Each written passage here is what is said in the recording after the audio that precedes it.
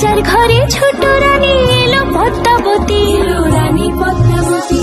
রাজার আরো 6টি রানী ছিল না সন্তান, পদ্মাবতীর কোলালোতে মিলল সমাধান। বছর যেতে জন্ম নিল 7 ছেলে 1 মেয়ে, হয় খুশির আকাশ হঠাৎ কালো মেঘে গেল ছেয়ে। হিংসেতে যায় জ্বলে পুড়ে বাকি 6টি রানী, যুক্তি করে ঘটায় ওরা 7 কুমারের হানি। সুযোগ মতো 7 ছেলেকে মাটিতে দেয় পুঁতে, বাঁচে একা পারুল, ওরা পায় না তাকে ছুতে। ধাইমা বাঁচায় সেই মেয়েকে বড় করে তোলে, 7 ভাইকে পায় যে পারুল 7টি চাপা ফুলে।